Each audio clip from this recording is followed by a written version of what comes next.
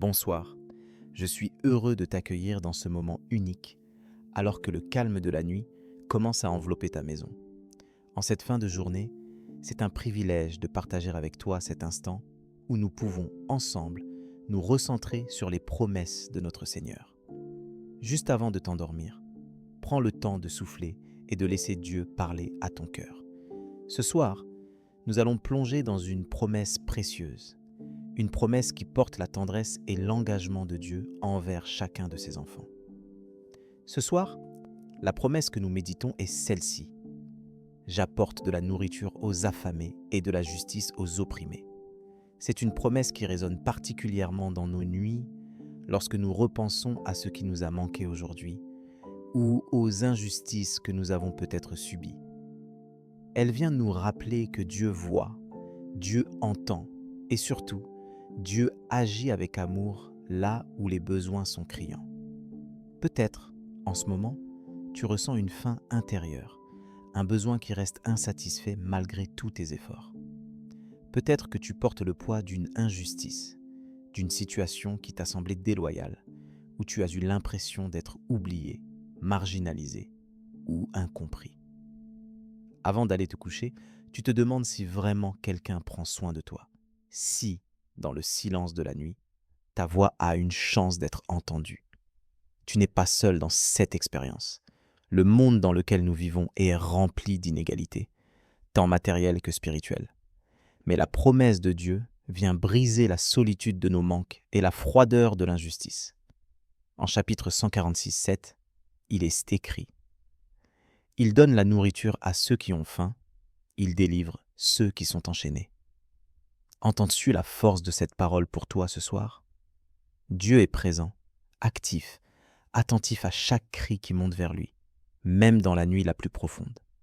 Cette promesse n'est pas seulement un baume pour ton cœur, elle est aussi une invitation à la confiance. Dieu n'est pas distant face à ta souffrance. Il ne détourne pas son regard de tes manques. Au contraire, il s'approche pour subvenir à tes besoins et pour rétablir la justice là où elle a été bafouée. Même quand tout semble figé, même quand tu as l'impression que rien ne change, Dieu agit, parfois dans l'invisible, mais toujours en ta faveur. Tu te demandes peut-être comment vivre cela concrètement dans ta vie ce soir, alors que tu t'apprêtes à dormir. La réponse se trouve dans chapitre 37, 3, 5. Confie-toi en l'Éternel et pratique le bien. Sied le pays pour demeure et la fidélité pour pâture. Fais de l'Éternel tes délices, et il te donnera ce que ton cœur désire. Remets ton sort à l'Éternel. Confie-toi en lui, et il agira. Ce passage t'invite à remettre tes besoins, tes blessures et tes attentes entre les mains de Dieu, à lui faire confiance, même lorsque le résultat tarde à venir. Ce soir, avant de fermer les yeux, choisis de déposer devant Dieu ce qui t'affame, ce qui t'oppresse. Parle-lui ouvertement, sans retenue, comme un enfant s'adresse à son père.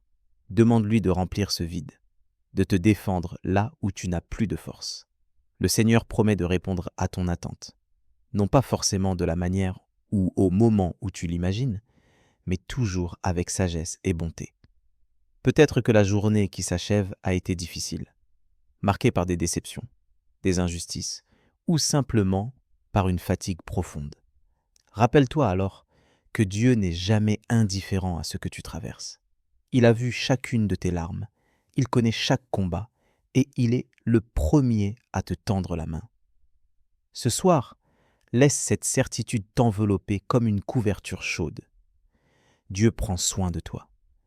Accorde-toi le droit de t'abandonner entre les bras de ton Père céleste, de laisser aller tes inquiétudes et de t'endormir dans la confiance.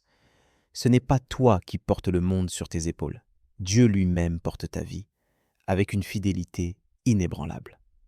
Sa promesse est certaine. Il nourrit l'affamé, il rend justice à l'opprimé, il ne laisse jamais ses enfants sans secours.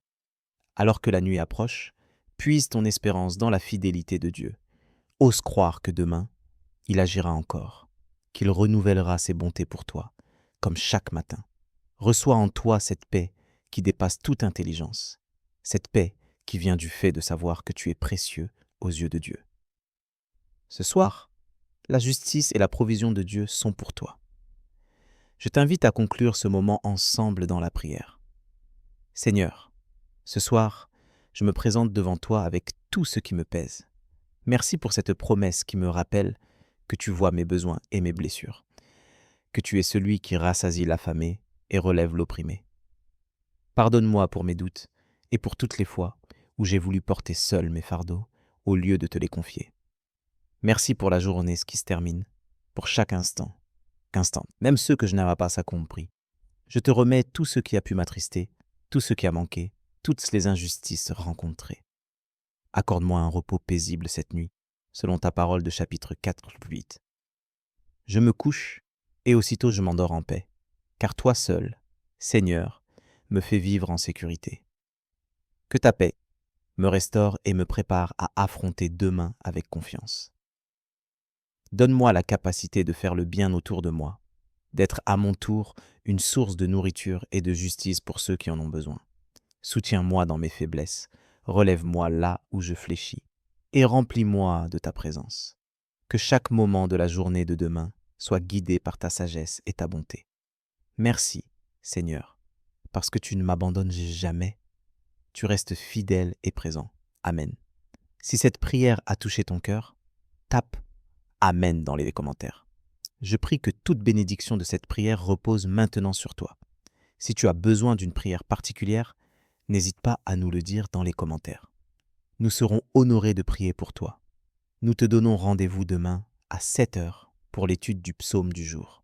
Si ce n'est pas déjà fait, nous t'invitons à regarder les vidéos du psaume et de l'évangile du jour, disponibles sur notre chaîne YouTube Interlangelus France. Que la grâce de Dieu